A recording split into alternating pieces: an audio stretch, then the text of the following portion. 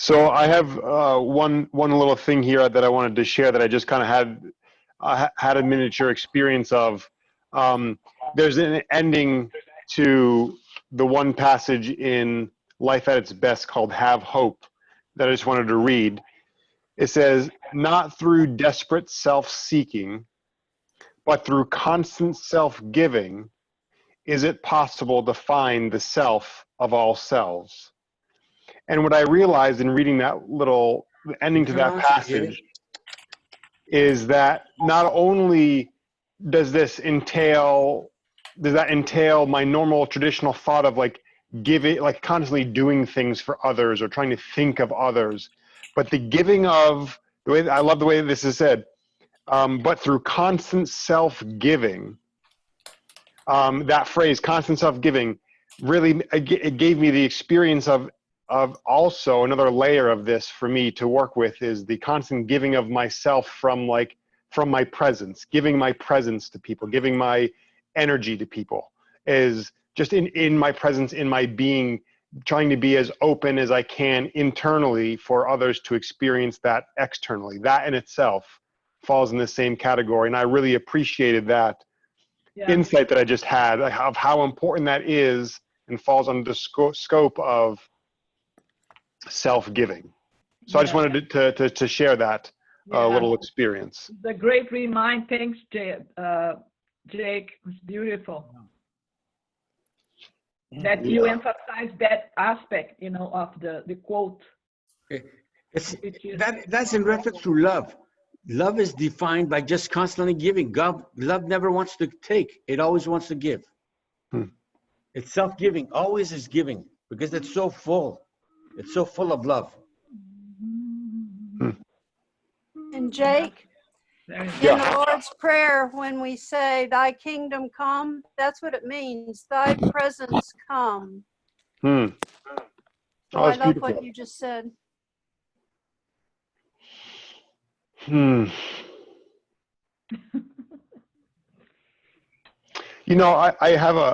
do have a question for anybody who can answer this. In the ending of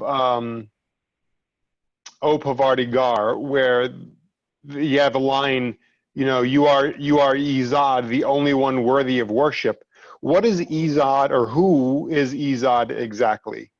I know it's written reference to God, but specifically, what does that mean? Is there more to Izad than just being a name of God or whatnot? I thought it was a name of God. It means worthy of worship. Yazad. It comes from Yazad, and it means worthy of worship. I see. Hey, good. We got Yasmin here. She knows that. Baba's father, when Mani was a little girl, she would look up at Baba's father, her own father, and she could see him. He was always taking the name Yazdan, Yazdan, Yazdan, and she could see his tongue going Yazdan, Yazdan, Yazdan, all within. So one of those who constantly took God's name. The same that Baba did. He took his own name. So his name is invested with such presence and charge and substance. Yeah. The Irani Zoroastrians normally take the word Yazad, while the Parsi Zoroastrians normally take Ahura Mazda. So Baba would say his own name. This is the first I've ever heard that before. It's like he would say it internally even when he was silent during those years. Yeah.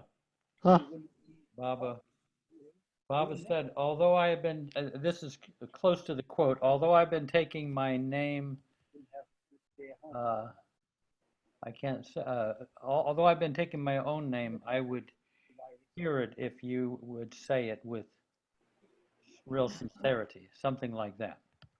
Baba indicated he had been taking his own name inwardly all those years. So it is God himself pouring his being into his name. In fact, Baba said At one point, my name is greater than I am, Baba said. If I can find it, let me see something here. This is a quote that, let me see, yeah, here's the quote. I may have to lose you folks because it's behind this screen. We'll still be able to see you. Oh yeah, okay. Do you know the girl, the woman named Preeti who works at the Gateway? Mm-hmm. Her grandfather and grandmother came to Baba. This is his name was Prem and her name was Girja Kilnani. Came to see Baba on the 18th. This might be, I don't know, around 1960. They expressed their disappointment over not being able to see him more frequently. Baba told them, "Better than your being with me is my being with you. I am in everybody's heart, but I am sleeping there. It is my old habit. In order to awaken me, you should always call out to me and say, Baba, Baba, Baba, continuously. Then I, who am asleep in your heart, will not find any pleasure in remaining asleep.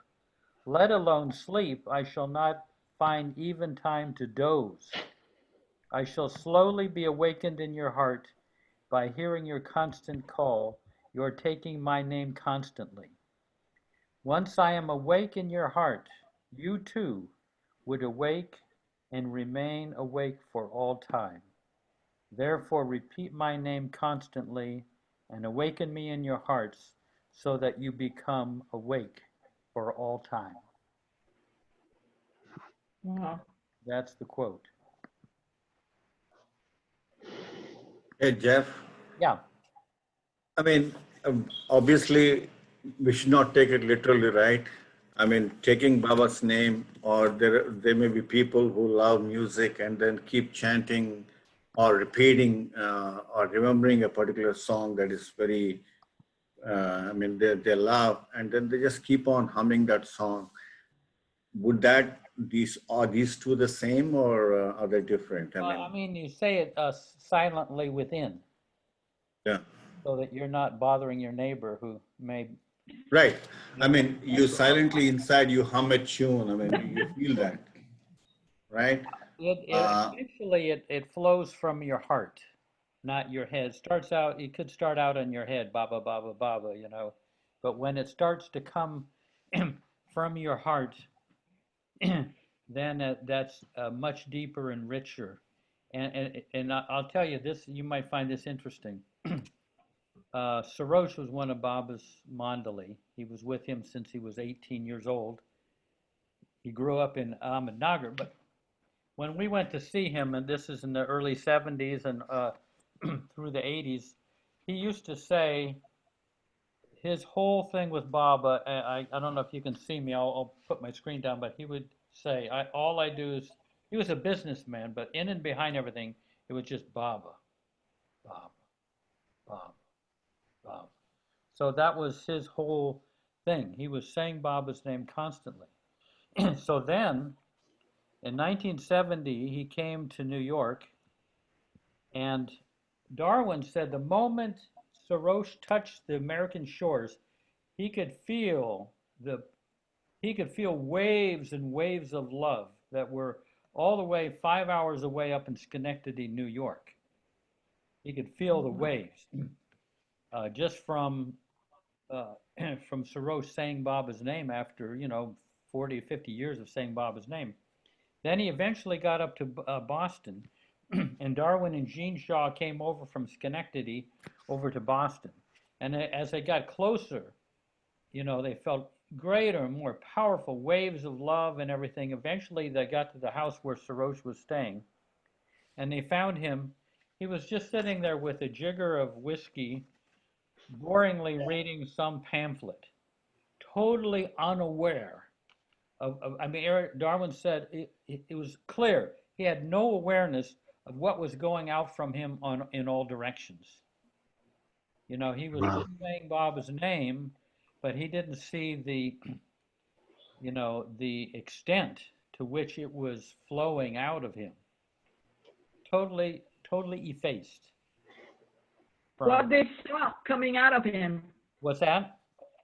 What they saw that was coming out of him was just a feeling, or they saw a light, or waves of love. oh, Waves okay. of love, all the way from New York up to Schenectady. I mean, that's 5 hours away. You know, so that's pretty amazing. So they felt that wave all the way through it, the 5 hours that they traveling. They travel by car from Boston to Schenectady. Oh, yeah, that's about 3 hours, something like that. Oh. No, but they could feel all the way. I mean, that it was that powerful coming up. You know. Wow, amazing. You know, when you were reading that story, or not story, but you were saying what Bob was saying about, like, even when I seem like I'm not listening, or I'm not there, I'm actually there. It was reminding me of that story with Mani reading to Baba when he was older and he was like in a lot of pain, and she was reading this particular book that he really loved, and she stopped a few times, and she was like, you know, she just figured he was sleeping because of his deep breathing. And so she stopped, and then Baba would be like, why did you stop? And she's like, well, Baba, you were asleep. I don't want you to miss the good parts. Like, these are your favorite parts. And he was like, no, even when I appear to be sleeping or away, I'm always listening. And so that always carried for me, you know, in terms of like when I feel like, where the heck are you, Baba? But he's still around, no matter what. I really love that. Val Kalchuri was doing night watch one night at Marizod out on the steps, and on this particular evening, Baba, he would call him every 20 minutes, and whoever did the night watchman duty, they had to be absolutely still, like a statue. Mm. They couldn't make any noise. They couldn't use any mosquito repellents, so they could get eaten alive. Some of them would really get eaten alive, but they had not to move. But on this particular night, Bob didn't call him for about 3 hours. So he had been sitting in the same position for 3 hours, and he's in his mind, he's thinking, you know, it's like a devil, you know, just keep me here. I can't move, and you know, his body is just terrible. I mean, all in the same. And he decided at a certain point, because he was so cramped, just to move his leg. Oh, and not only that, but Baba was snoring inside. Bob was in the bedroom snoring. So he thought, oh, I'm going to just move my leg to give me some relief. And the moment he moved it, bam! I mean, he moved it just a fraction. Baba clapped, called him in. Why did you move? You know, and you know, Bao was like flabbergasted, and Baba said, like, you know, something like, my vision goes all over the whole universe. Do you think I can't see what's happening right in front of me? But Jeff, I have a question for you. Yeah. What's the meaning of they don't move? You know, I knew that the watchmen, they couldn't move, they couldn't go to the bathroom. But there's any meaning that, because you know the guy was there outside watching, he could like at least move his leg or his arm or get up or sit, you know, just to. Yeah. What does that mean that Baba didn't want them to move? Well, I mean, Baba said he had to have a watchman posted out there because there are many discarnate souls that are coming to Baba to get released. And by having someone there who is fully conscious and apparently who didn't move at all, Baba would be able to get some rest without being pestered by these discarnate souls. You know, like Jake and everybody coming in there and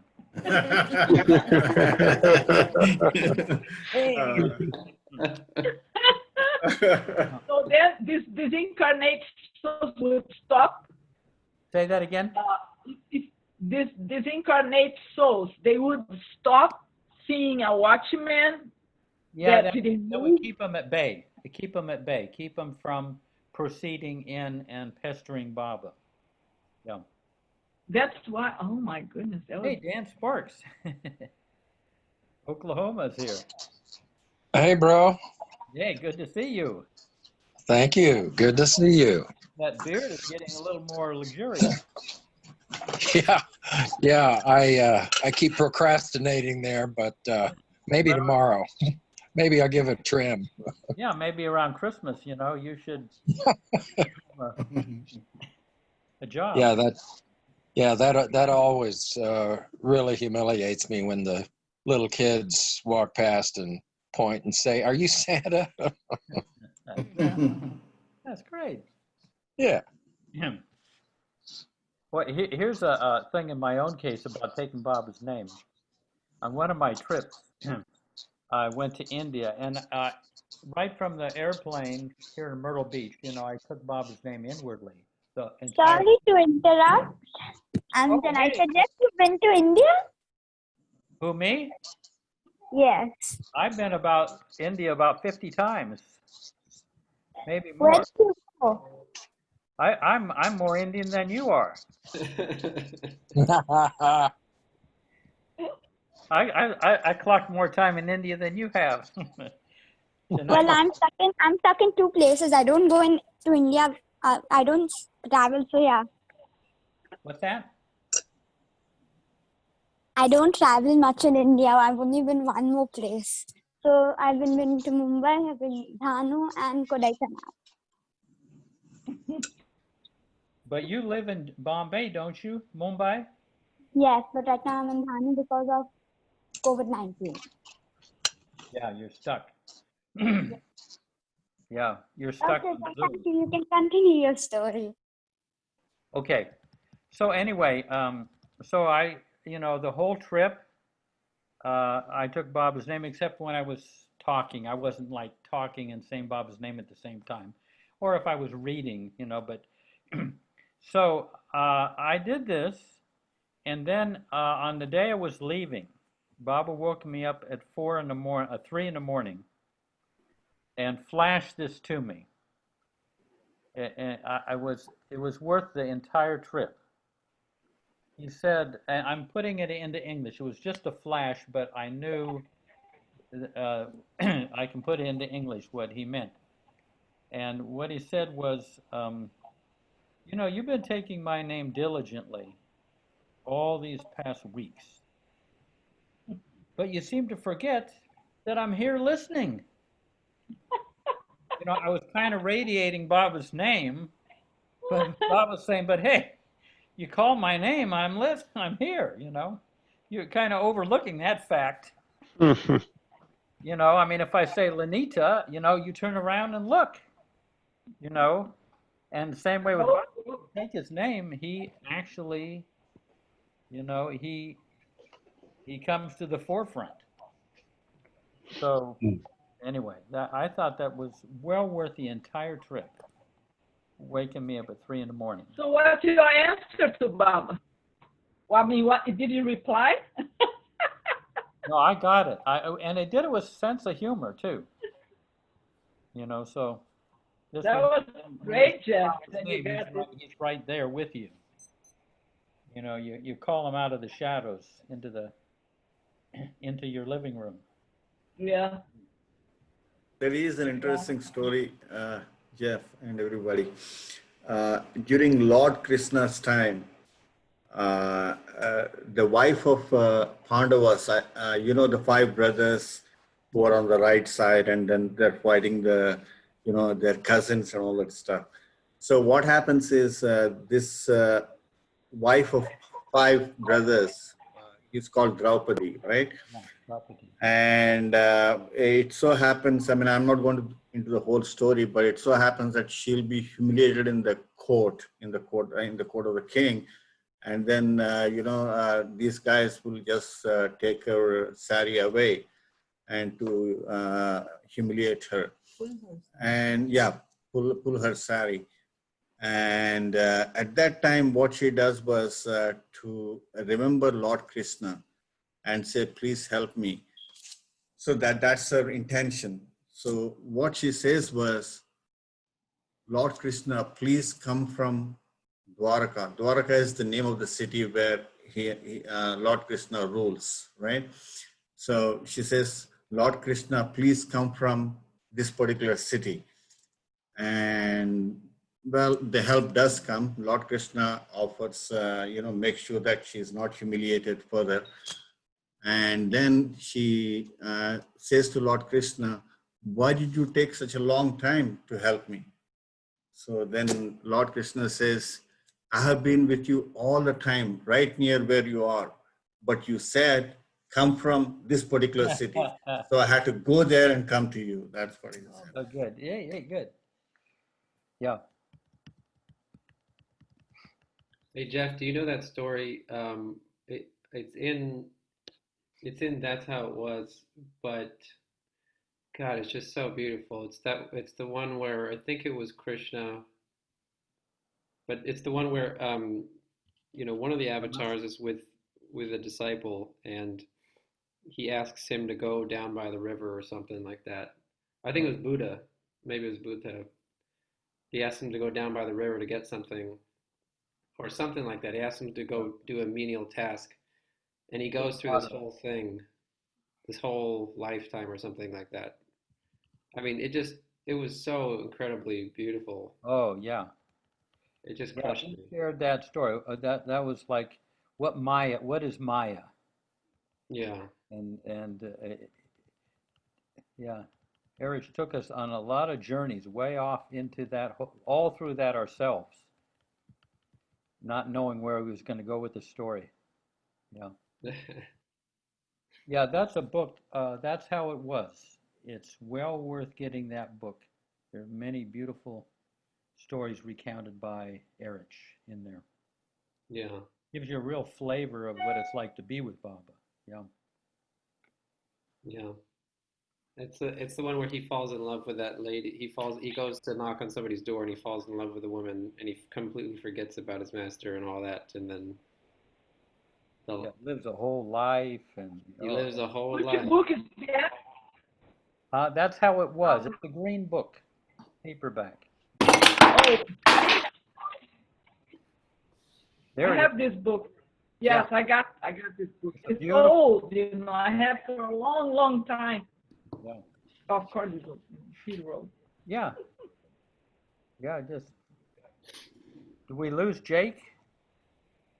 We lost Jake. Jake, back, come back. For a second. Yeah. No, that's all right. Jeff, is that book written by Erich? Yeah. I mean, it's transcribed stories that Erich told. Okay. It's in his own words. It was put together by Steve Klein. Do you know Steve Klein? Yeah. Yeah. Okay. It was put together by I'll him. I'll try and get it here. So I just wanted to know if there's an author.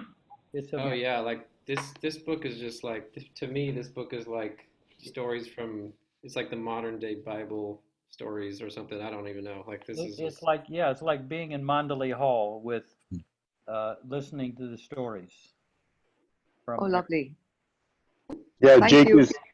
Jake is still here, just getting a little bit of extra dinner. He's hungry. And loves the book. That's How It Was. Wonderful book. Yeah. Yeah. Jake, you got any other thoughts or any questions or anything to share? Or? You know, I always have the most profound questions when you're not around to answer them. And then when it comes time to, when it comes to game time, I just feel like, a puddle of mush. I'm like, yeah, I'm just, Yeah.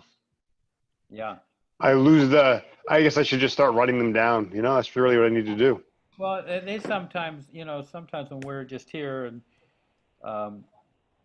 something someone says triggers the memory of certain questions. Very true. We ask Erich and all of them, Adi and Mani, so many, all the questions about the inner life. It was very helpful. I mean, part of half the reason why I don't have so many questions sometimes, or can't think of the questions, is because my question isn't, I don't have a question. I want an experience, which is different than having a question that has an answer. Yeah. I want an experience that has an answer, right? And that's where my focus is on, as opposed to trying to understand, if that makes any sense.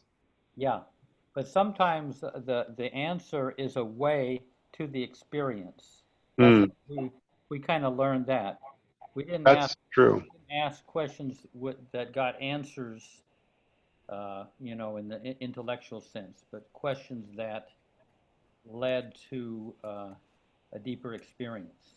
Yeah. Yeah, that's a very, very good point. I can really feel the truth of that. And they enjoyed answering those kind of questions because they had they had all those inner experiences, and sometimes if you hear them, they confirm certain things in yourself, which is very helpful. Okay, so here's a good question from fatherdom. What are healthy boundaries for kids? I try to raise my kids in ways that try to avoid some of the childhood hurts that I've experienced through certain boundaries my parents put in place that weren't always necessarily healthy. And I think that's a ubiquitous part of growing up, maybe for most people. I mean, that's just a natural part of being parent and children. But I'm just curious, like, what are really healthy boundaries? When do you say no and it being of spiritual help? And when do you say yes and it being of spiritual help? If you let your kids do whatever they want, that can lead to problems. But if you say no all the time and try to instill certain values in them, that can lead to a problem. So, like, where's the balance in creating healthy kids? Yeah. Yeah, no, I mean, the answer to those come from being sensitive to your intuition, able to make those really very fine distinctions,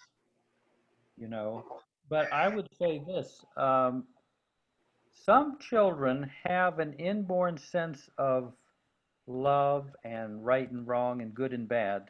They're going to make some mistakes, but some children you don't need to discipline so much because they've got a sense of things. They're in the right territory, and sometimes to impose discipline on them is when they don't really need to be disciplined. There's some kids that are that way. You can let them go and make mistakes and learn from their mistakes, but they basically have a conscience that's been developed from the past, an empathy from the past, so that they never really hurt anybody. They hurt themselves, even though they make mistakes. Other kids, sometimes they actually almost need a military discipline because they came into this life and they have a lot of emotions, but they haven't got that the love and the empathy that controls it naturally. Hmm. So yeah, Oh.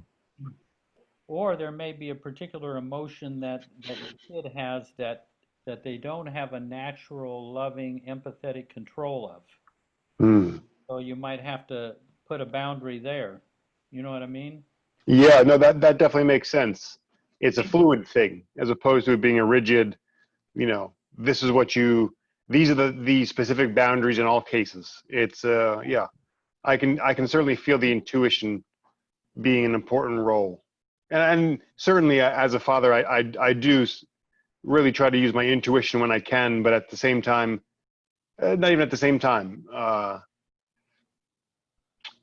you're reminding me of that aspect is important. And then I'm already doing that. So that's my goal, is to refine that more. Yeah, right. Like you said, it is a real fine tooth comb to know when and where to say yes or no, like splitting hairs sometimes. And if you create a loving environment, it softens them anyway. Most everything they're going to do is relatively soft. You know what I mean? They're not going to get unruly. Yeah. Yeah, that makes sense. That's one of I think the most challenging things I face as a father right now in this moment is helping to create that loving environment, because I'm so busy with all the other responsibilities I have in my life, my job, going to grad school, and whatnot. And Katie just said something to me really recently that really helped me to realize that meeting my responsibilities and doing the best I can doesn't always mean that I am going to be fully successful in the ways that I want in my other responsibilities. I really need to take some time out of pursuing those to the utmost degree, and also at the same time infuse more energy into my home life, my family life, because I miss that. It's so easy to go in one direction and think that's me doing my best because that's my responsibility, and miss the home life piece. It is beautiful. It's very beautiful. Yeah, I mean that's the whole spiritual life. What you're talking about. Yeah. But what's interesting is, and this is one thing that happens, that we're brought up with these values of good and bad and right and wrong. I mean, these are kind of ideals, but eventually we have to we have to get rid of those and live naturally from the heart. In other words, the values of good and bad and right and wrong are like training wheels, until the heart, with its intuition and Baba's presence, can travel on its own independently. So, I love that. So if you put too many values and on kids, then it becomes a formula. You just live from a formula. Well, you thank everybody for what they do. I mean, there are good values. You clean up after you, leave a place nicer than you found it, and all that. There are a lot of good values, but you have to be careful, because sometimes values can become a formula rather than a spontaneous expression. Right. For example, you can be generous by effort. You make an effort to be generous, which is good, but it's different from spontaneous generosity. Hey, Cookie. And what happens sometimes is you can just live from the formula of generosity, which is the high level of good, but good and love are worlds apart. Love is spontaneous, and good has a motive to it. It has an intention. I love that. I really love that. Love doesn't have the normal intention. It just is. It just expresses itself. Yeah. Yeah, that's something I really want to experience, be able to grow into as a father, is being able to help guide my children in that way. Yeah. Yeah. Can I say something about raising kids? Yes, please. All I can say, Jake, is throughout my raising 2 children, I wish there came with an instruction manual. Yeah. They just don't. And each child is so different, regardless of, you know, whether they're male, female, whatever. It doesn't matter, you know, if they're born in the same family, around the same age, it doesn't matter. They come with their own set of sanskaras. And at the age of 7, as Baba says, sanskaras start blooming their little selves. And they're going to be uniquely challenging depending on what soul has come to visit you. And, you know, always remember that these are souls with their own set of sanskaras that have made a decision to be with you. And intuition really comes in handy, as Jeff says, because there just isn't one way to handle anything. Yeah. Can I chime in here? What's Jay that? Baba, it's Payam. It's Payam, Jake. Wait, Oh, hold yes. on. Let me see if I can do video. I'm walking. Can you see me? Yes, I can. Hello. Hi, Jay Baba. So I have a 15-year-old, and I can tell you this journey, it's so much about me learning from him. And what Jeff said, you know, letting go of these values. And, you know, when he was in 1st grade, oh my gosh, he would have these meltdowns and be so upset going to school. He didn't want to go to school. And I thought, you know, every kid's got to go to school. How can I, you know, not let him go to school? Well, that started a whole path. And Glenn and I, my husband, we had to just sit back and just pray and pray to Baba. Baba, what are we supposed to do? And so we did all the natural things. No, you have to go to school and talk to the teacher and all the things practically we could do. And ultimately we felt maybe this isn't the right school for him. You know, maybe we need to think about something else. And as we were praying at his work, so-and-so said something about a school. We ended up going on a totally different path with him. And now we're homeschooling. And you know, he's asking questions. He's 15. He says, Mom, are there spiritual powers? And what, you know, he's questioning existence and life and everything. And I thought, if he was going to a traditional school, I'm not sure how it would go for him. So his unique, like Fetish just said, his unique, whatever, sanskaras, and just trying to listen and ask Baba's help. Which way, Baba? Which way am I supposed to go with this one? You put him in my care. And it's its own spiritual journey being a parent, I'll tell you that. It brings up all sorts of things in us. And it's not easy, but the more reason we have to depend on him and let Baba do his thing and we don't get in the way and let him guide it. Yeah, so there's no instruction book. Yeah. Well, thank you both for your input.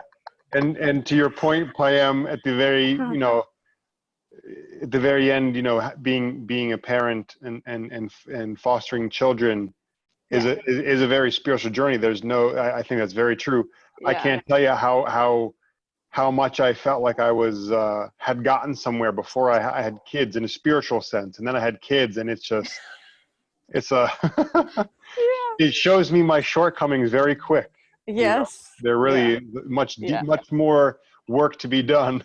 Yeah, we can't control them too much. Yeah. Or if we try to, that has devastating consequences. Yes. There's backlash. Yeah. Jai Baba. Yeah, Jai Baba. Thank you. Thank you, Payam. Yeah. Yeah. No. Yeah. It's. There is to wrap up this about children. there's this wonderful quote. I think it's by Anayat Khan, but I could be wrong. And I'm just going to paraphrase the very first sentence in it, but it's like something to the effect like, your children are not yours, but the sons and daughters of life's longing to know itself. And I love that. I love that thought that, yes, these are biologically my children, but on a soul level, they're not my children. They are the product of life's longing to know itself. And I am having the opportunity to help foster them in that experience, in that journey. No, And with that, Jake, there are teachers. where's that? The children are our teachers. Yeah. Yeah. No, it's if you put your awareness like you are to it with Baba, you're going to get his insights helping you as you go along. I mean, definitely, like Payam said, they homeschooled him just because he was that type of kid that benefited from that. Not that your kid should be homeschooled, but it's a very. I always feel though what's important is to create an inner space of unconditional love for each of your kids. I mean, to cultivate that so that you really feel that spacious, so that when they become teenagers and they start violating your cherished values, you don't react so negatively that you lose that cultivated unconditional space, because they're going to come back to that space when they go out into the world. They're not going to find a space like that. They will always come back. That's beautiful. I really like that. Yeah. Hey, Jake, do you have a dog? And no, we have a mouse named Ted. Okay. Yeah. I mean, I think. I mean, I'm not saying that it'll help, but I know an example of a couple here who live in the neighborhood, and they were constantly in conflict. I mean, talk to each other and then feeling bad. I mean, sort of. There's always some tension between them most of the time, and then somehow it so happened one day they thought they'll get a dog, and they don't have small kids, and they got the dog into the home, and after that, both of them said, somehow we're not fighting anymore. So. So things like that, but dog is definitely a whole lot of responsibility there. I mean, it's like another kid in the house. So yeah, my family would love a dog. I'm the naysayer of the dog in the house. For that very reason, the responsibility. Oh my God, the responsibility! It's a whole lot of responsibility. I mean, I tell you, it's another kid and worse than a kid because.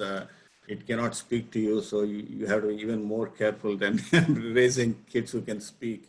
Yeah, it does somehow bring the kids love it, and that unconditional love we talk about. It just comes without asking, and it just brings so much love into the family, and the whole atmosphere in the house is so. Blissful. Yeah. With no, I mean, just to throw my 2 cents. I mean, your family is just wonderful family. So you are providing all the necessary background in every aspect of how Baba wants everybody to live. So I don't think the kids are getting what they need. So I mean, I think it's just part of life. And then, like Payam said, just. I guess ask for Baba's help, and then the solutions will present themselves. And a dog. I mean, like not even your own spouse will get up with you at 3 a.m. and go for a walk outside. Very true. Yeah. I love dogs. I mean, I keep saying that, but I never had a dog in the house so far, but it's my dream. Yeah. Mm-hmm. Well, thank you for all your shares, everyone. I really appreciate that support. Whoa. Just realized I'm running out of power. I don't know if you guys have seen it, but there's beautiful images, video of Baba with Mastan in Mara's garden. I think it's from 1967 or 68. But it's just pretty. It's just so incredible how he interacts with the animals. I didn't realize there's a video. I can show it to you right now if you want. Yeah, sure. I just have to find it real fast.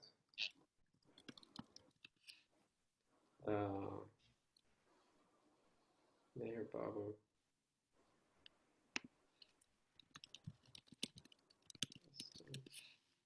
I wonder if it'll come up if I just type it in. It might not. Yeah. I don't think I can find it real quick.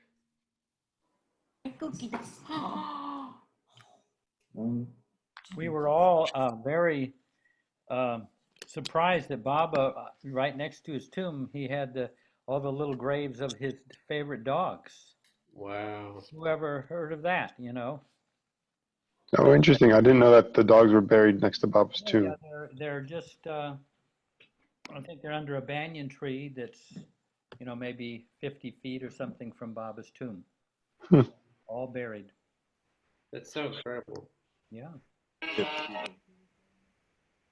Have you guys seen the pictures of the superstructure? I think it's called the superstructure. That's I don't know if it's going to be built or has been put up as a possibility to be built around Baba's tomb.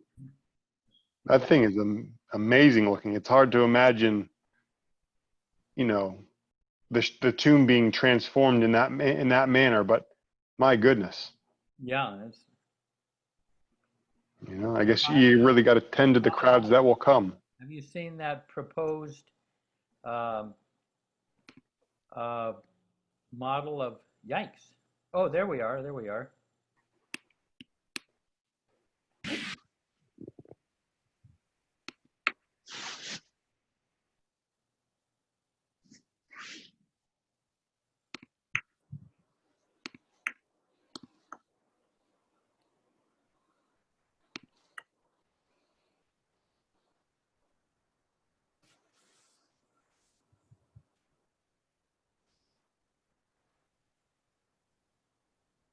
Oh.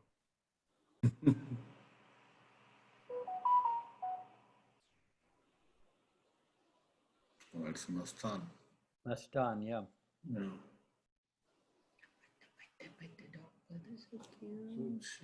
It's big. Wow.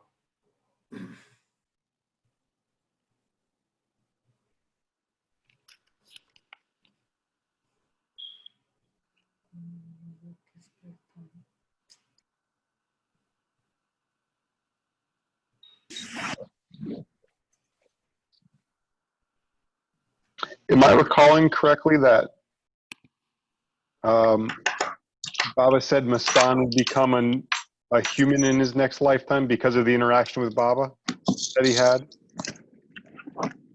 Right. Yeah, something like that. And actually, I also heard, I remember having read somewhere that Baba had that dog brought from the spirit world or something. I mean, to do his work, to get his work done. I think that was a different dog. That was, do you remember the name of that dog, Jeff? The one that he said was like not even going to be a soul incarnating again. It just was, it came for that one off to help you. Like, you have no idea what kind of work that dog did for me. You mean the names are Peter, Mastan, and Chum. It might have been Chum, but no, I think it was another one. You can look it up, But yeah, it's one of these dogs who came in a one-off. It was like a spirit. It was like a spirit animal. Like Yeah. yeah.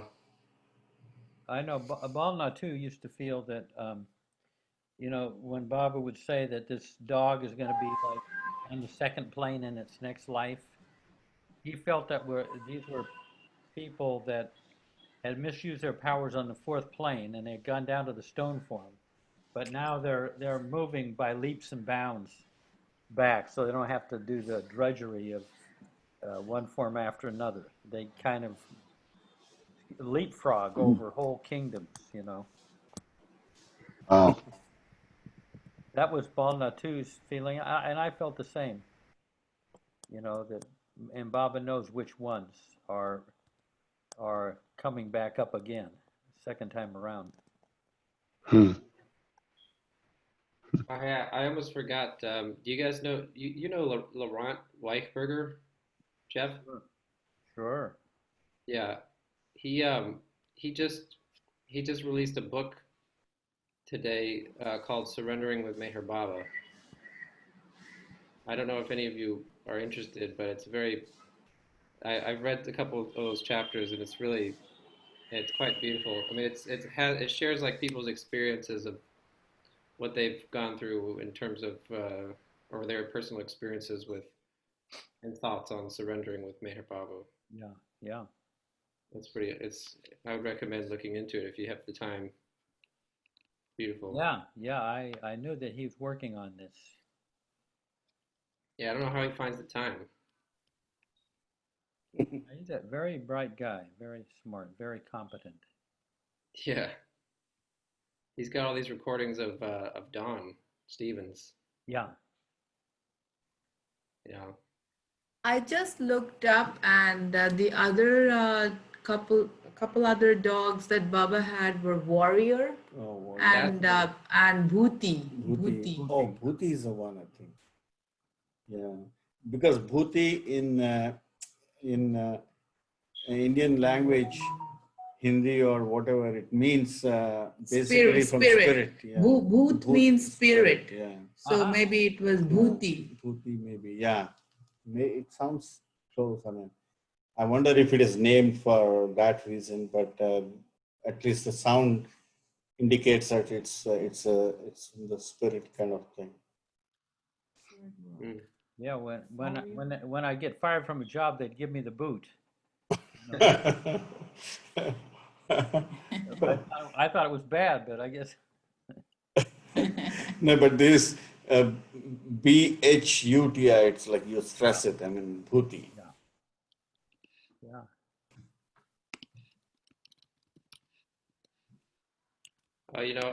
I had a dream. I forgot until now, but I had a dream where where a padre was having me mop a bathroom floor, and he was like, "You're doing it all wrong. Here." And I was like, "Okay." But I was just like waking up, and that was the only part that I remember.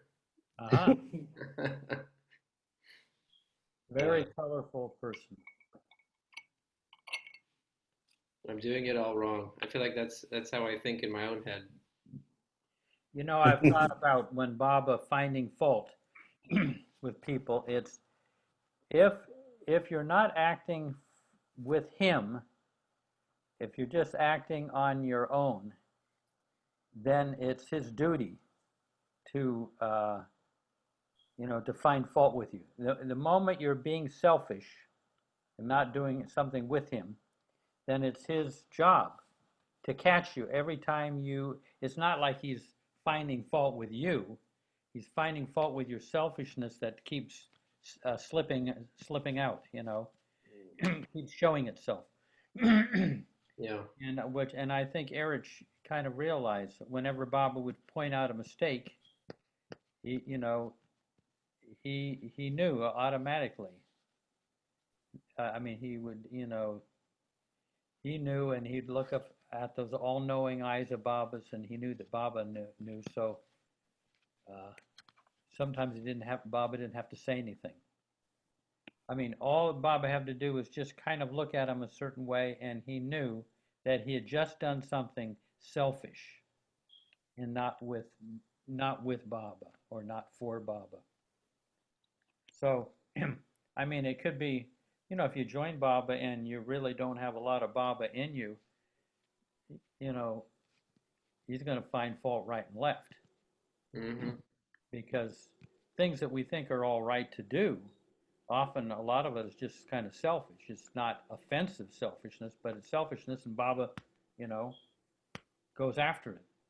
I mean, it's almost like someone has perfect pitch, and they can tell if your strings are flat or sharp, you know, and, you know, they'll just jump on it. You know, that string is, you know, is sharp. It needs to be, you need to get it in tune. So his role is just pointing, you know, trying to get your guitar, your instrument, properly tuned, all of the strings, so they're not sharp or flat. You know, they're just the right tone. Yeah, you know, sometimes when he's tuning the guitar, he goes like this. It's like you're doing it wrong. You go up. It's like he did that to my ear. It's like, ah, and it's like very painful sometimes. Yeah. Yeah, you have to go up with key. Okay. Yeah, yeah. The way he twists your ear tells you a lot, you know. Yeah, yeah. You could feel But when you're Baba doing something seems against like he's a Baba. bad guy, you know, that's just, you know, criticizing everybody. But Right. he just knows. You know, here's a beautiful thing, though. Alaba told me this. Baba asked him to do something, and he didn't do it right. And Alaba knew that he didn't do it right, and he knew that Baba was going to hammer him the next day. You know, so rather than, in order to escape Baba's hammering, he prayed to Baba. You know, just, you know, begged Baba for forgiveness for having not obeyed him properly, and he just begged him. And I mean, he prayed and prayed and prayed, and the next day when he was with him, Baba didn't mention it at all. Baba didn't hammer him because he got the message. You know, his remorse. You know, because of his remorse, Baba forgave him the night before. So he didn't get hammered the next day. So I mean, it's interesting. We can avoid, you know, certain things by asking for. I mean, Erich had a line. Baba got fed up with him in the new life, but he had a line. If Baba criticized him, he would say, "The fault is mine. I'm sorry, the fault is mine." You know, and he did something. Yes, Baba, the fault is mine. And at one point, Baba said, "If you say that once again, you know, just stop doing it." But, you know, he just kind of knew. Baba wouldn't point out anything unless, you know, unless it was something he needed to correct. Can you imagine how incredibly painful Erich's experience was when he just couldn't go with Baba to America again? Yeah. And that experience of turning his kind of turning away from Baba, like I just can't, I'm just so exhausted. And then Baba just saying, well, then what are you doing here? You might as well just take all your things and leave. Just get out. And he was, with the way he describes that experience, and yeah, it's incredible. Even during that period, it doesn't tell on that, I guess, that tape, but he was fainting. He was so exhausted, he was actually fainting. Wow. He thought, I mean, just blanking out and faint and falling on the ground, and he thought that he would just be a drag for Baba, you know, drag on Baba, a high maintenance person to bring along. So he had an impulse to, you know, out of compassion for Baba, not to burden him. So it wasn't even a selfish thing. It was more like he just didn't want to burden Baba. Yeah. Wow. But the new life must have been so difficult to live. I mean, it's just almost impossible. I mean, yeah. Just sleep under a tree, and then you have nothing else around to, even have a bath properly and stuff like that. I mean, And the women, I mean, I've never had this myself, but they said it was so cold when they went up to northern India that no. their fingernails would get purple. I mean, no, I've never had that. I've been awfully cold at times, but never like that. But I mean, even like I say, when your fingernails turn purple, boy, that is very cold. In fact, Mara used to say that one of the things that was most difficult about the new life was just how cool they Jeff, were all the time. Yeah.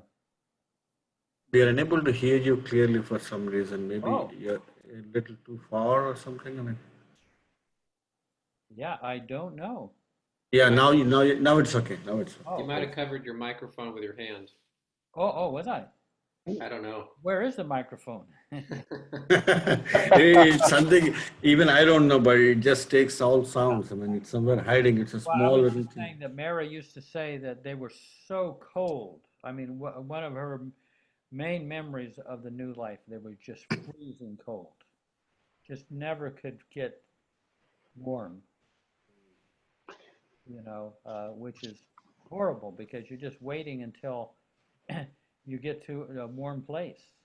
Do you remember that? Do you remember that Mara said one night they were so cold and they had to sleep on the bare ground, and there was barely any. It was like the smallest little covering over the women, and I think Mara said something to Baba like, please help us to have like, an okay night of sleep, or something along those lines. Just the least amount you could ask for, and somehow the women that night they slept without freezing, like without, because they could have potentially frozen to death. I mean, it was just freezing ground. It's just bare ground, like a bare little blanket over them, like. But they didn't freeze to death, even though it was like very, very, very cold in the morning, and all night long, especially. Yeah, so that was a beautiful story in her book. Yeah. Yeah, because the parts I've been to is mostly Dehradun and those hilly areas, and it does get quite a bit cold, at least in the nights. During the day, again, you'll have warm sun to help you, but yeah. Wow. So I haven't got a question about about that story where we just talked about Erich feeling the impulse to stay behind when Baba was going to take his trip to America because he didn't want to be a burden on Baba. Is that an example of obedience being greater than love? Like Baba was wanting Erich to come. Out of love, Erich was saying, no, I don't think it's a good idea that I come because I don't want to be a burden to you. Out of love, he was thinking about Baba. But he didn't, obey Baba, so to speak, in that sense. Is that an example of obedience being greater than love?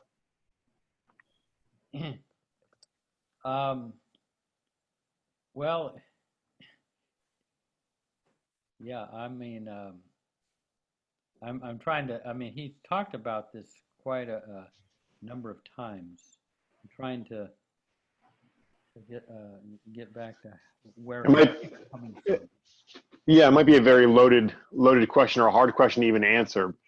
But I just was trying to because for me personally, the concept of obedience being greater than love is so foreign to me. It's hard for me to even understand from a feeling space how and why that's the truth. Because from my experience, love is the greatest thing that I've experienced. Obedience, not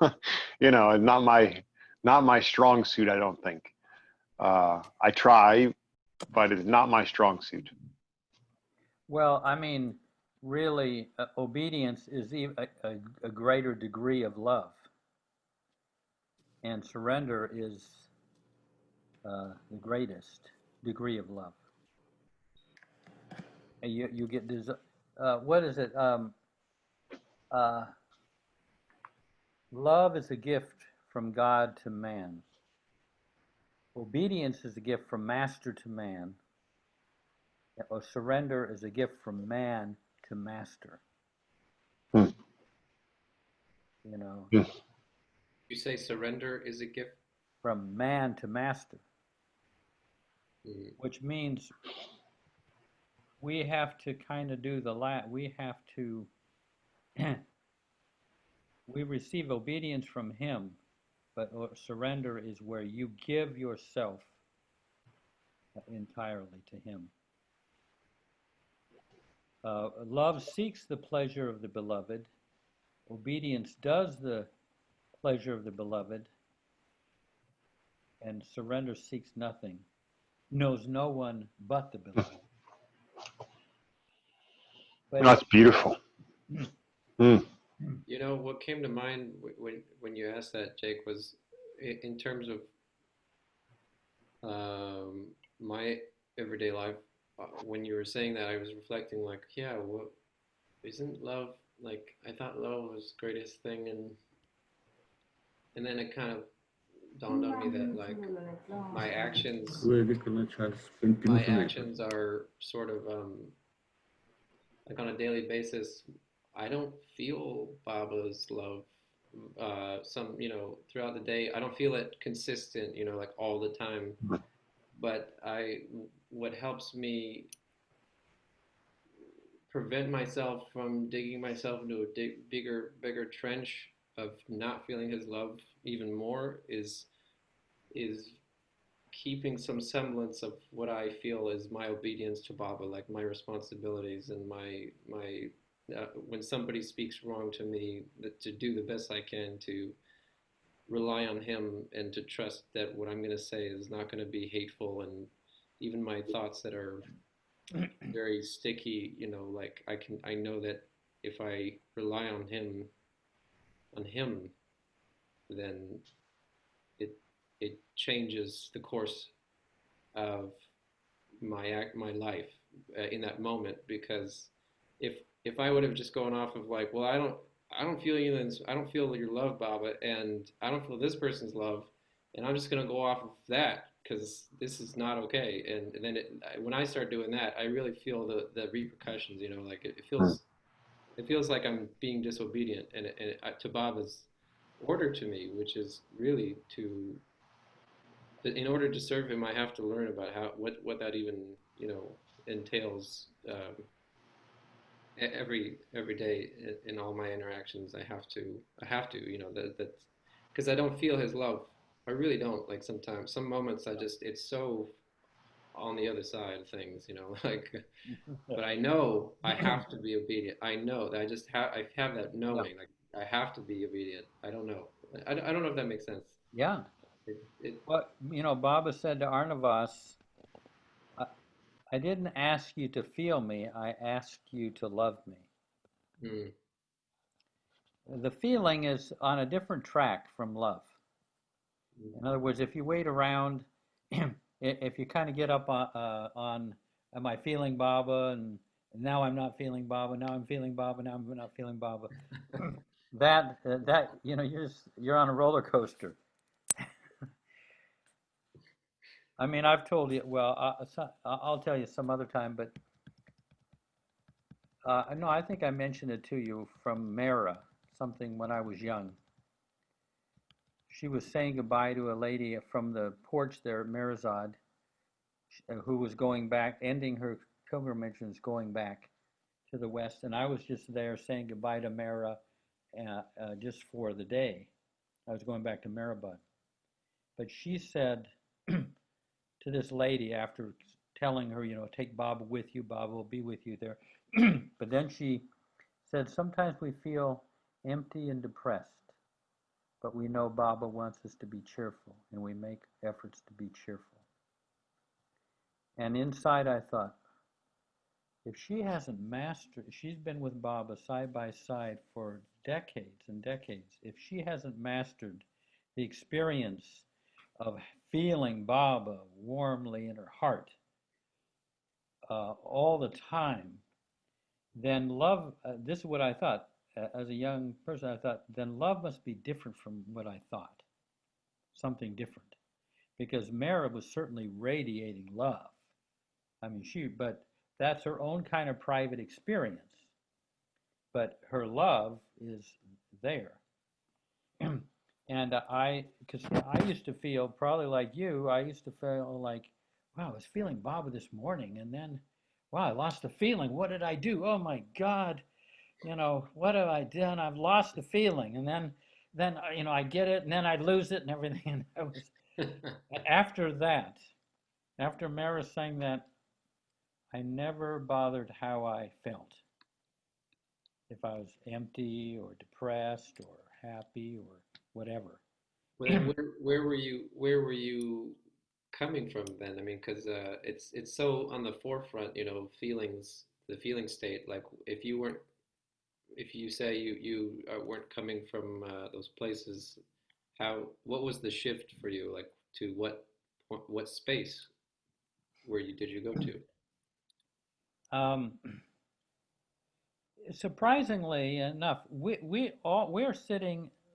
are actually sitting on a treasure of love. We're already that love. And if somebody is out on the street and they're in pain and they're yelling, you'll go out to your house and try to get them to the hospital. Even if you were like totally depressed or exhausted and everything,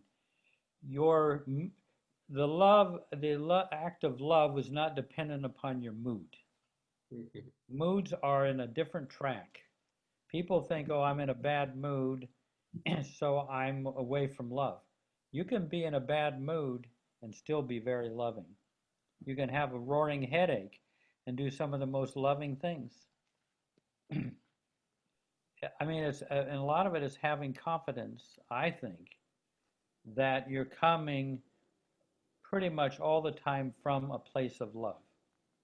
But your ego will come along and say, oh, no, that wasn't love. I mean, you were feeling kind of down. That couldn't have been love because I spotted that you were feeling a little bit depressed or you were a little uncertain. I mean, your mind comes along and keeps sabotaging the love that is I think if you're caring about the spiritual well-being of others, you're in readiness or prepared to think about the spiritual well-being of others and their life of love and their life with God. If you're committed to that, then you will always be a loving person, irrespective of the mood you find yourself in. I mean, so it basically is getting confidence in the love that you already have rather than developing it. That's my feeling.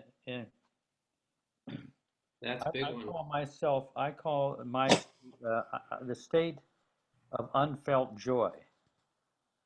Meaning, I've got joy back there. I don't have to go back in love. I don't have to go back and check it anymore. I've gone back there thousands of times and it's always there. You know what I mean?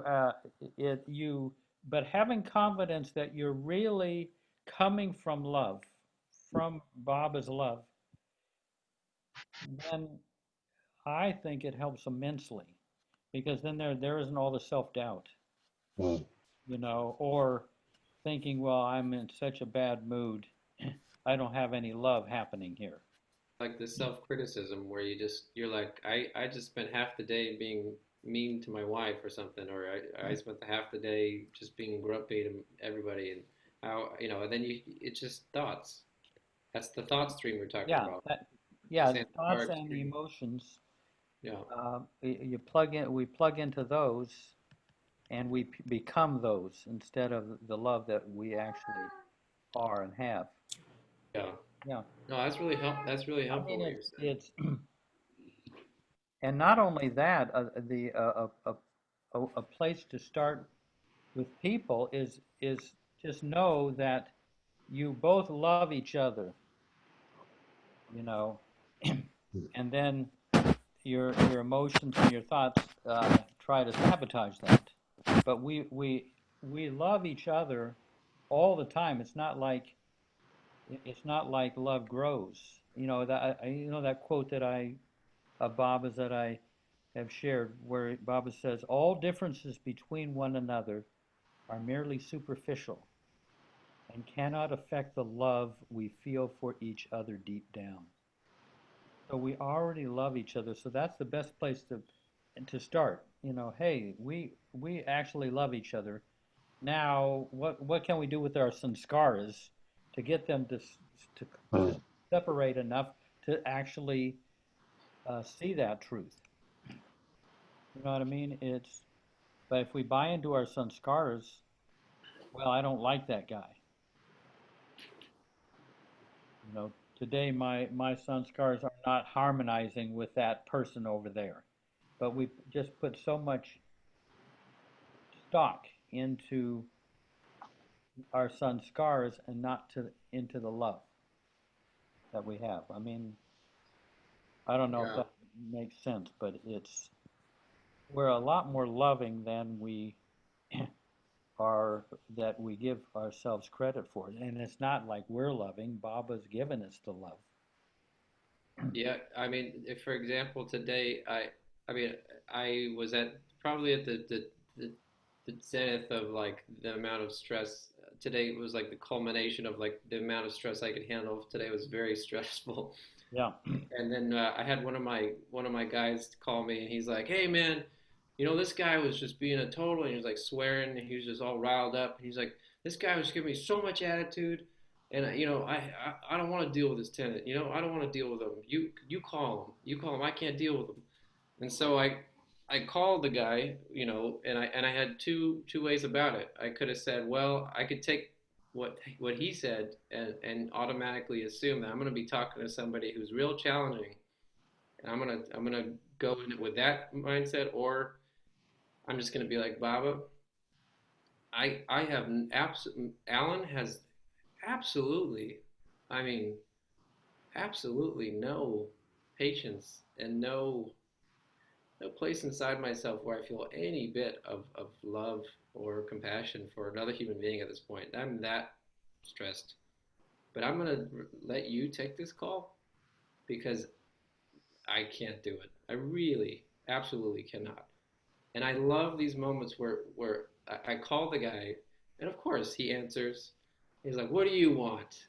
And I was like, "Hi, sir." And it just like, it just came out, and all of a sudden, just the guy was like, "Well, what about this?"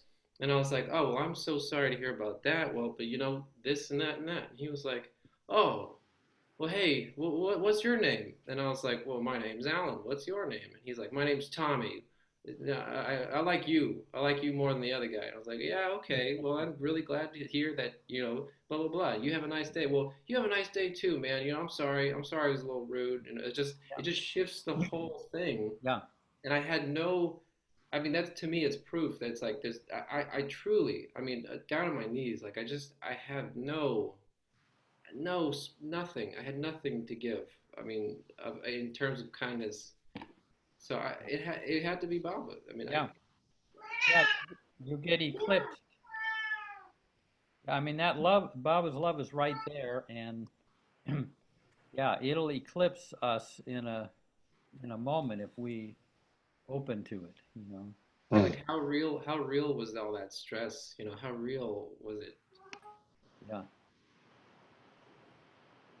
It's real to your sanskaras, but it's not real to you. But yeah. So what is it, I'm curious as what does it mean that Baba gave us the love? You know, like that concept feels so foreign to me because I feel like I've had to work for the love that I experience or share with others or express. I mean, I guess I can understand it on some level that Baba, you know, turns the key and allows that love, access to that love. But I don't know. I don't know. It just tripped me up hearing that phrase that this is, you know, Baba gives us this love, and I just was curious what that really means. Yeah. There's a line from Rumi where he says, "Without need, God gives nothing." When you need love, see, oddly enough, we cannot on our own. I mean, this is my opinion.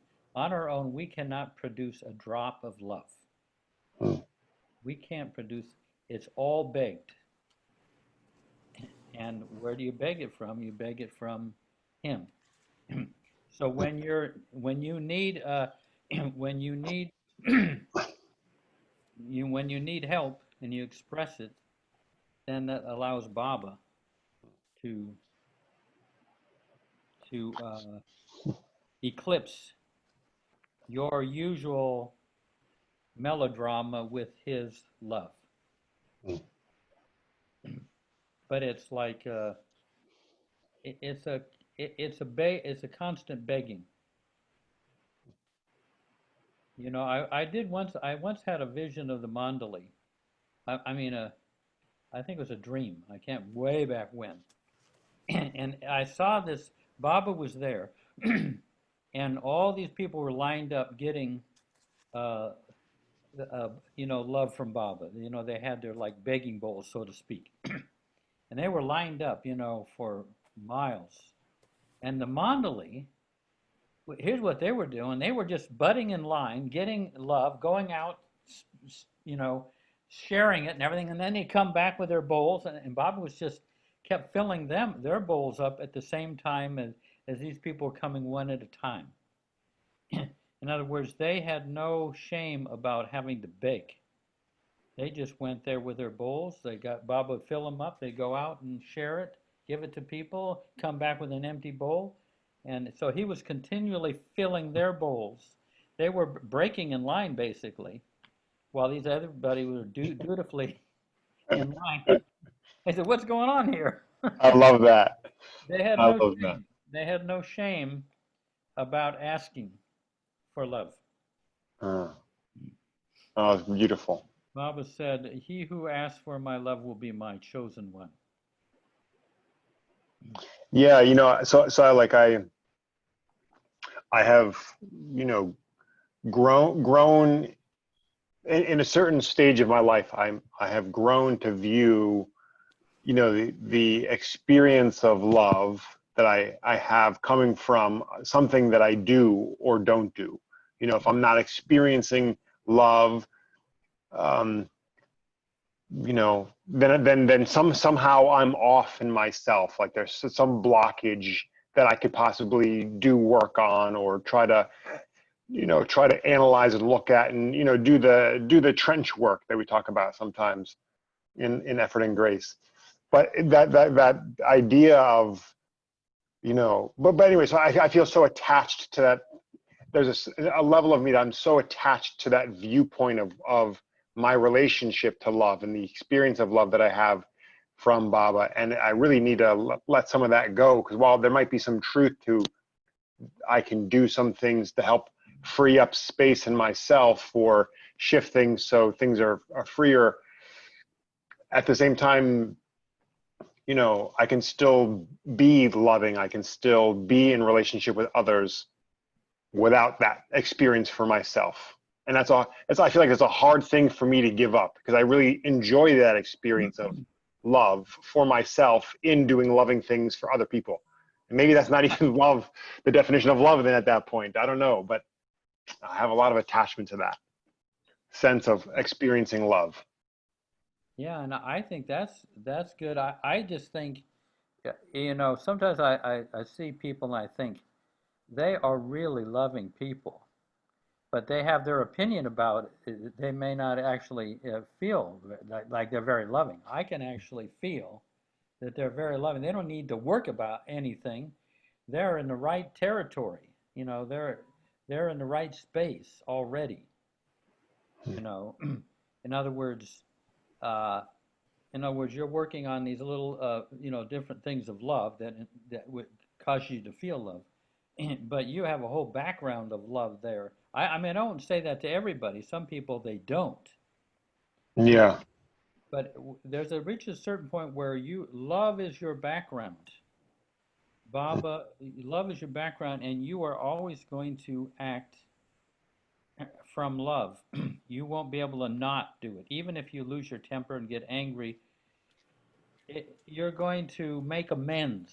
You're going to handle that thing lovingly. You're going to work at it. Right. Yeah, no, that's true.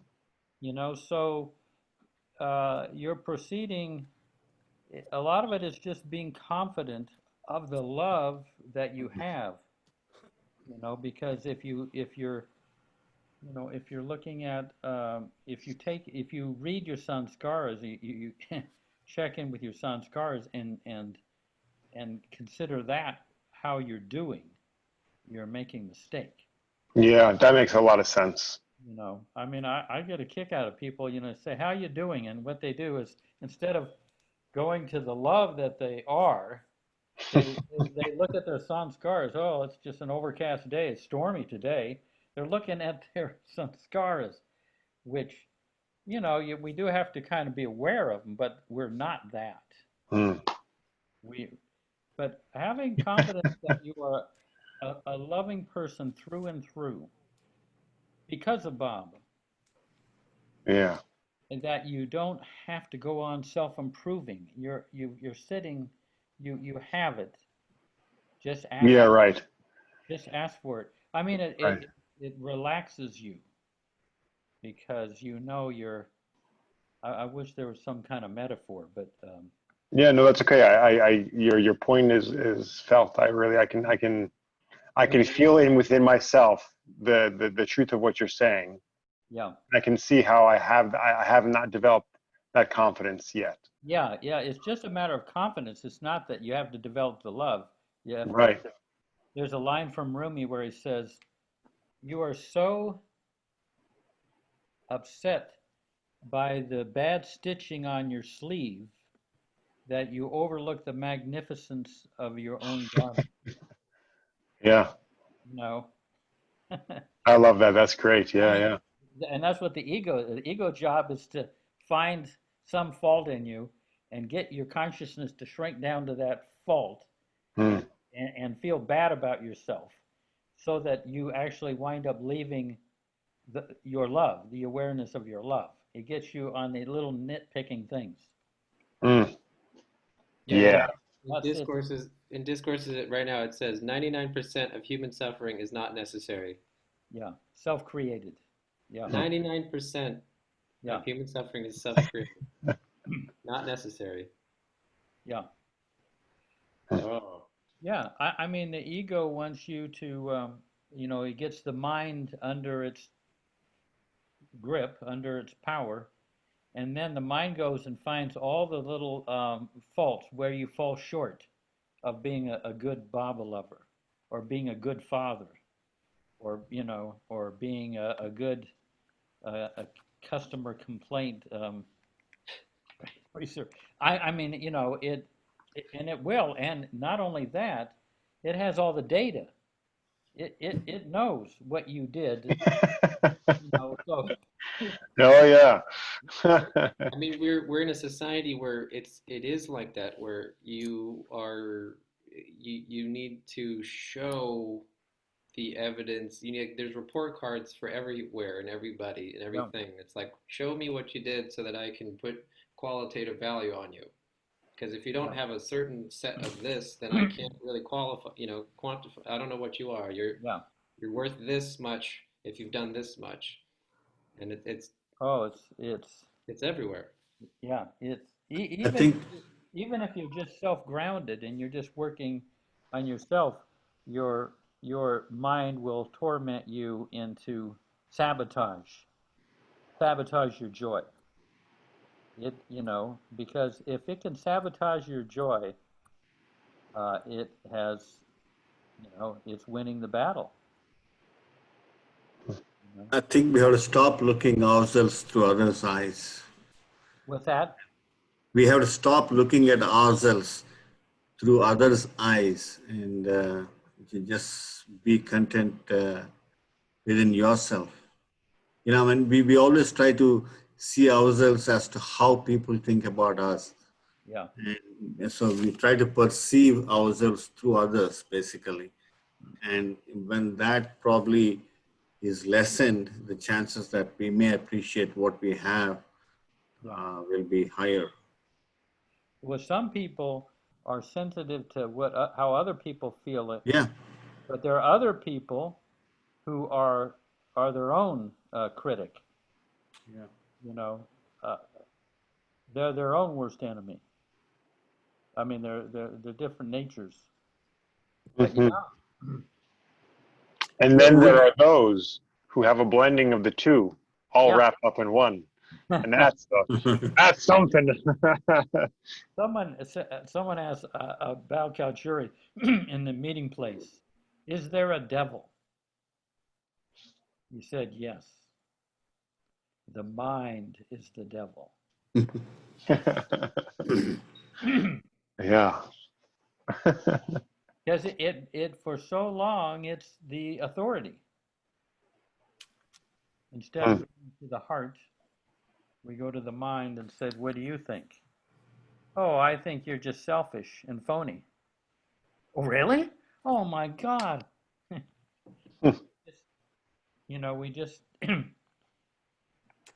take the mind as the truth. But I think a lot of Baba people have gotten beyond a lot of the power of the mind by going into the heart. The mind has suffered a great defeat. Yeah. So Jeff and everyone, I have a quote from Baba, and then I have a question. Yeah. Baba said, "When love is present, the path is joyous." And Mani's book, Yeah. the, The Joyous Path. yes, thank you. Yeah. And if I, the few Mandali that I met, Mani being one of them, she seemed the most joyous to me. Mm-hmm. Yeah. I experienced that in her presence. Just, yeah. Well, love and then just a lot of joy. Yeah. And so how do you practice a way of being joyous despite some of the heaviness and the tribulations of the mind that come? How do you shift it? Yeah. Yeah. Well, I mean, I've mentioned this before. One of the things that when I was young, Erich really, really he said it's important to get your consciousness from being up here into the heart level and to keep it there permanently and not go up to the head. The head will throw you into all sorts of moods and everything. Oh yeah. Being in the head is like viewing things through the head is like turning the binoculars around the other way and thinking that that's life. So by dropping down into the heart, you're a lot closer to joy. You know, but then the heart has got two parts. One is the negative emotions, lust, greed, anger, jealousy and everything. That's the superficial part of the heart. And behind that are all the divine qualities that we have, that are really us. It's really love refracted into generosity, humor, empathy, kindness, patience, all those divine qualities. If we can move our consciousness into the divine qualities, we will always be joyous. But if our consciousness goes up into our head, our head is going to say, we're going to lose that. We go into a much smaller world when we're in our head. So to be able to come down and then move toward the better part of ourselves, our better angels, and not live in the negative emotion. But that's not easy because negative emotions are so powerful. Yes. You can get swept up in that stream. It's hard to swim over to the bank and walk over to the divine qualities that we have. I mean, they're really who we are essentially. Yeah. Sometimes I'll watch a Baba video and that brings me to the heart quality. Yeah. But I can't do that sometimes when I'm at work or what have you. Yeah. So, yeah.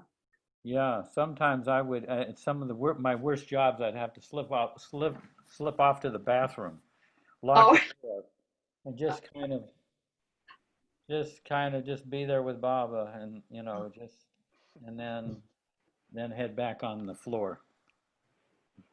I mean, like little speed bumps. You have to kind of work in some little moments yes. so that your mood doesn't just go, flatten out. Yeah.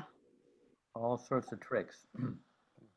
So I'm confused in the two parts of these the conversations tonight. So what Payam just brought up about being joyous, and bringing, and what you said, Jeff, bringing your consciousness from your mind into your heart, and in the more in your heart you are, the more joyous your being or character is. Well, more potentially, you could be more joyous. The potential's there, because I was thinking of, like you still have your karma to experience, which may be the karma of depression, let's say, or frustration or anger or stress or whatnot. So those feelings are going to be there. But then also there's the potential, despite that, is to also then feel joyous. Like I just feel like the story of the story you shared of your experience listening to Maris talk about. Anyway, that story. Sometimes we feel empty and depressed. Sometimes we feel empty and depressed, right?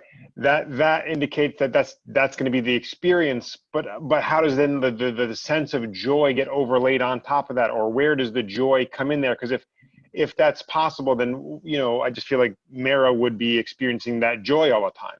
Like I don't know. I just feel confused. Like I feel like there's dueling ideas here that I don't know how to resolve, so to speak. Yeah. I mean, it's like moving energetically out of the negative, heavier things into the divine qualities that are deeper in our heart. Moving to the deeper place in our heart whenever we can. But sometimes the emotions have us so bound up that what I have done over the years is work at giving those to Bob. In other words, if I can't drop back into the divine qualities or into that joy, then I have to find a way to extricate myself first from these emotions that have me bound up by giving those to Bob and working my way free, even psychologically. So How that. do you do that, Jeff? What's that? I mean, because over these talks we've talked about, like giving it over to Baba, and I have my idea of what that means. But what specifically? I mean, I don't know if you can describe, but like, how does like step by step, like, what does it look like when you say give to Baba? Yeah. Like, is it a thought form or meditation? No, it's not a thought. Yeah. No, what I do, suppose you feel an anxiety in you, and it's dominating enough that it's taking away your consciousness from your joy. It's so then what I'll do is I'll try to sink into that anxiety as deeply as I can, and imagine that it's flowing to Baba right in front of me. Energetically, it's flowing to him. It's not like, oh, Baba, here, I'm anxious here, and just throw it over to him. It's a movement. And so you're giving that anxiety to Baba, but you're only giving it to him one layer at a time. One layer might drop off, and it's gone forever. Believe me, it's gone forever, but there's another layer behind it. That might drop off. It's like an onion. And you may be able to only do so much on that particular day, but then your energy can kind of flow back and maybe drop into the joy, your deeper heart, because that emotion is no longer demanding your attention. you're no longer as enmeshed in it because of having given it to Baba.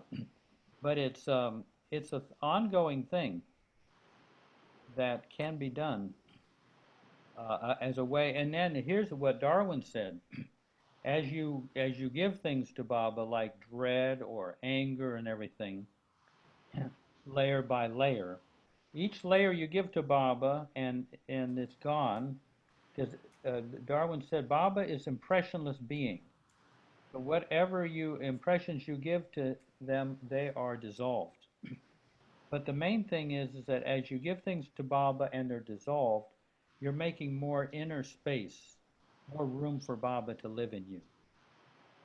So that after a while you feel that Baba is right, that you're just a shell and he's the living interior. After a while he becomes your interior and you're just kind of a shell. That's when it really gets more and more as it gets hollowed out and cleared. I think it makes sense. I mean, I like your thought of saying that, you will have less attention paid to, that particular feeling of being down or whatever, which I really like. And I think the other aspect which I think that might happen was when you give it away, your load of the burden of sanskaras you have has shrunk a little bit. Like you said, you create more space and you have less of these impressions, so where our consciousness would be centered in. So, I mean, so you're reducing that mass of things that can drive you away from your own real self, I suppose. Yeah. And you're just lessening that burden slowly and slowly. And so the conscious now can spread over things that are more real. Yeah. I think of it like a big warehouse. Yeah. All these boxes with Put out. with boxes of good impressions, boxes of bad impressions, boxes, and they can be unloaded. The more you unload, the more space in your warehouse for Baba to live. And that space, I think, gives you the confidence of acceptance and trying to deal with things, because they have not fully gone away, as you said. There are layers and layers of them. So now you probably have that level of acceptance will go up, your patience will go up, and your courage will be higher in handling things that may happen in the future and that kind of thing. Yeah, like the divine qualities start to flow into the back of your heart. You can imagine that. Some of these, the divine qualities flow in, and they have a nice feeling to them compared to the negative emotions. I mean, we have a natural attraction to the divine qualities in us. The only question I have, I mean, I have a lot of questions, but currently at this time, remember, I think, correct me if I'm wrong, but you said you don't have to feel love. Am I correct in? Yeah, well, Baba said to Arnavas, I didn't ask you to feel me, I asked you to love me. So practically, how does that play out? I mean, in our daily lives. We could be very depressed right now and really angry at the world and everything, but suddenly a friend calls and they're in great need. They're in danger. Well, you just get in your car and you'll drive to where they are. In other words, that you're acting, that the responding to this friend that's in great need was not dependent. Right. I see. Your mood was no match. I see. For the love. Yeah. When you're saying this, I really recognize in myself just in this moment, like how if I'm going to be honest with Baba, it's like I'm still at the state of mind and where I'm at, where I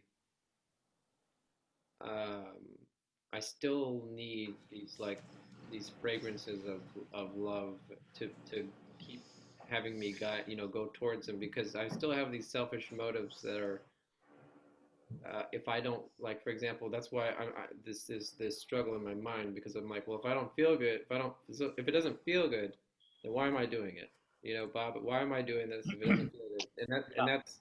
That's not necessary. And Bob was trying to show me, this whole thing of selfless giving, of being of service to other beings. He never said, like you said the other day, Baba never said, well, you're going to be, I'm going to make you satisfied. But I'm always looking to be satisfied. I mean, I really am always trying to go for Baba, to be with Baba, because it's a selfish motive. Like, I still don't even know what his true love is. I just know that, well, I feel good when I feel, it feels good to my heart, and it makes me act better. I can visually, practically see that. So I have to keep relying on that. And I'm just seeing that much. I'm not at the place where I really feel true, like, yes, I want to be of service to all humanity. Like, you know what I mean? I'm still struggling with my own. I was kind of breaking the shell of my own, like, I only do things because, if it feels good to me, then I'll do it. Like, yeah. Well, and that's, I mean, that's all right. But then you may have to eventually do things even though you don't feel. Oh yeah, yeah, that's what I feel is going on. And yet someone will say, "Wow, you were so lovingly helpful," and yet you didn't have any derive any enjoyment out of it. But if you asked me the way I felt doing that, it was not enjoyable. But for them, they're telling me, oh, thank you so much. The way you shared, or the way you did that, I was like, I was not feeling good when I was talking. Yeah, yeah. That's part of that. Yeah, no, it's yeah, no, it's. It's Jai Baba. I got to Yeah, leave. yes, Prakash. Yeah, I've got to go myself, guys. Yeah, make sure I you take out the really garbage there. Jake, take out the garbage, and then yeah. thank you for reminding me. Yeah. I'll see you guys. Yeah. Payam, Jai Baba. around, Okay. Dinku? Yes. You're there, and Dinku, are you still around, or do we put you to sleep? Alan, Payam, good night. No, I'm very much there. I'm just listening to you all and doing some chores. Okay, yeah. Jeff, I have a question for you. I mean, I've been wanting to ask you. Did Baba have any thoughts on organ donation? Did he ever say anything about that? Because how does it affect the sanskaras of the person who's donating as well as the person who's receiving it? Or do you have any?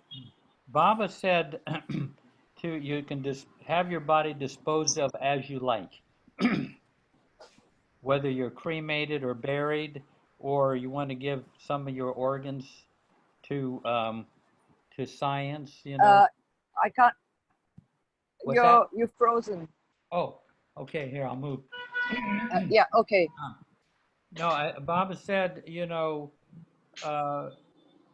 when you die, I mean, you can dispose of your body as you like, whether you're buried or cremated. And I think too, whether you want to donate organs to people who need them, I don't think there's anything wrong with that.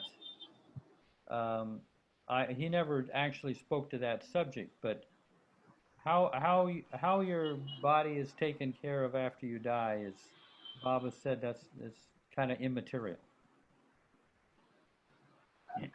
Okay. Yeah. But what about, like if somebody has a kidney failure and a relative donates one of their kidneys or you get a match and they donate one of their kidneys to the other person while they're still alive, or even I believe they do it when a part of your liver can be donated, stuff like that. So would the sanskaras of that person that are embedded in that organ be transferred to the other person, or Any thoughts on that? See, I think anything you do with love in Baba's name and everything, that can neutralize all of that sanskaric stuff. You know, in other words, Okay. the more love you do with, you know, the love kind of neutralizes it, protects you, dissolves. Love dissolves any impressions. So, I mean, you don't want to get into a situation where you're trying to monitor your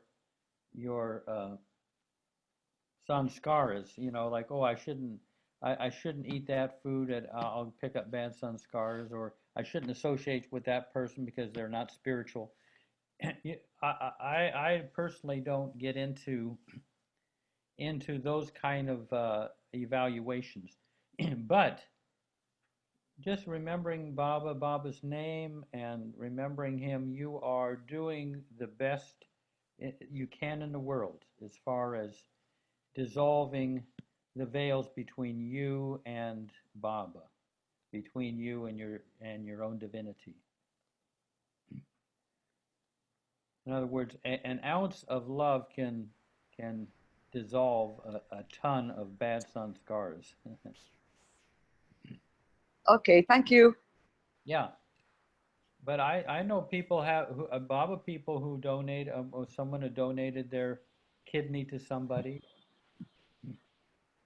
and they seem to be doing fine. I've seen them. That 20 years ago, they're still doing fine with Baba.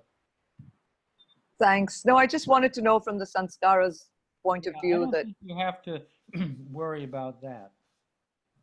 Okay. And anything like that, just dedicate it to Baba.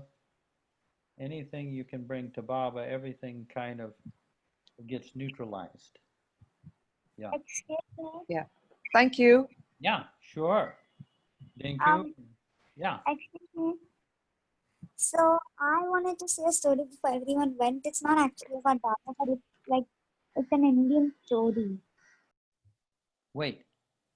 Talk a little more slowly. So this story is like an Indian story. It's not about Baba, but it's just about this girl who wanted children. She was very capable of taking care of children, and some of the gods wanted to know. They didn't believe it. So 3 of the gods, they were Shiv, Krishna, and I'm not sure what the last one. They went in as the form of children, and they told her that we want you to take care of us. So she said yes, and she put all of them to sleep on her lap.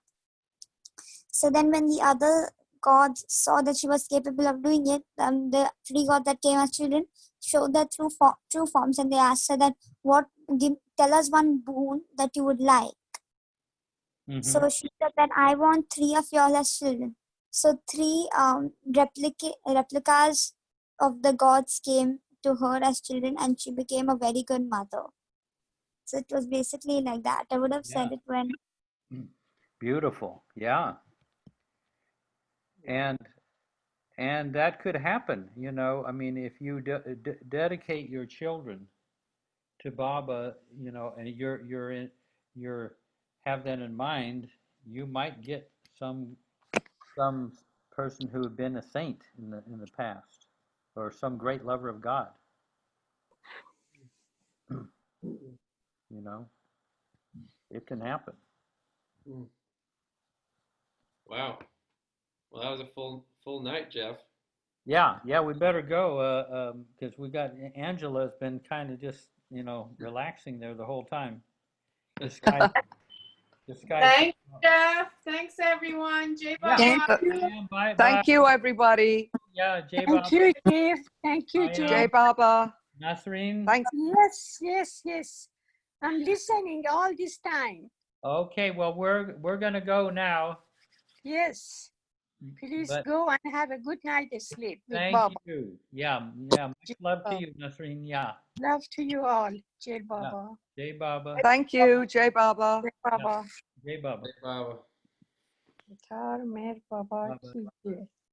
Atar Mer Baba ki Baba jai. ki jai. Atar Meher Baba ki jai.